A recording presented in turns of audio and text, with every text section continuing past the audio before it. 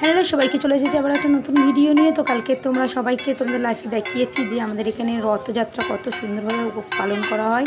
তো আবার সবটা তো লাইফে দেখানো যায়নি, কারণ আর্যকে নিয়েছিলাম, ওকে নিয়ে তো রাস্তায় এইভাবে লাইভ করা যায় না। তো এখানে দেখো আর্য রথ টানছে, সব পাড়া থেকে বেরিয়েছে ছোটো ছোটো রথ, তো ওখানে গেছে গিয়ে টানছে রথটা।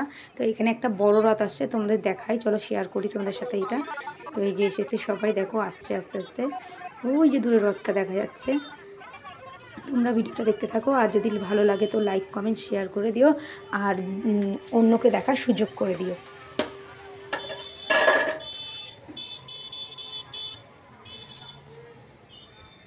দেখো পুরো পুরীর মন্দিরের মতন যেরকম রথ বেরায়, পুরীর রথটা বেরায়, সামনে ঝাড় দিতে দিতে আসে। ওখানে তো ব্রাহ্মণ করে, আর এখানে দেখো কত সুন্দর মহিলারাই করছে, আমাদের এখানে মহিলারাই সব কিছুতে পার্টিসিপেট করে।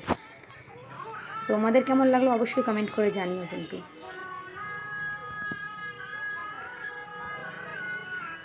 পুরো ভিডিওটা দেখো, স্কিপ করো না, স্কিপ করলেই লস, কারণ এইরকম একটা সুন্দর দৃশ্য তোমরা মিস করে যাবে যারা স্কিপ করে যাবে। তো দেখো সব মহিলারা মিলে একই রঙের শাড়ি পরেছে, মানে একই, ওদের হয়তো এটা দেওয়া হয়েছে ওদের কমিটি থেকে, তো ওরা একই রকমের শাড়ি পরেছে, পরে ওরা বেশ সুন্দর নাচছে। প্রত্যেক বছর এটা হয় ওদের, আর আমরা প্রত্যেক বছরই দেখতে যাই।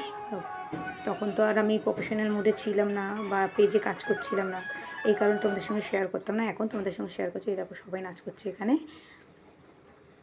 আর একটা চলে এসেছে, এটা ওটার থেকে একটু ছোটোখাটো, তোমাদের ওই রথটা এখনও দেখায়নি, ওই রথটা ভাবলাম পরে দেখা, একটু বড়ো তো তাই।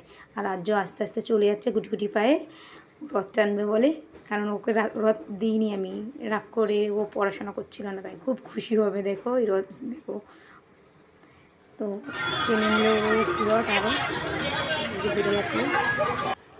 এই যে ফাইনালি ওই যে বড় রথটা যেটা দেখাচ্ছিলাম সেটা হচ্ছে এই রথটা, এইটা আর্য রথ। বাড়িতে এসে কান্নাকাটি করছিলো, তারপরে ফাইনালি ওকে একটু দোয়া হলো, ওর পাপাও ছিল সঙ্গে, ও খুব খুশি হচ্ছে, নিজে নিজে সাজানোর চেষ্টা করছিল।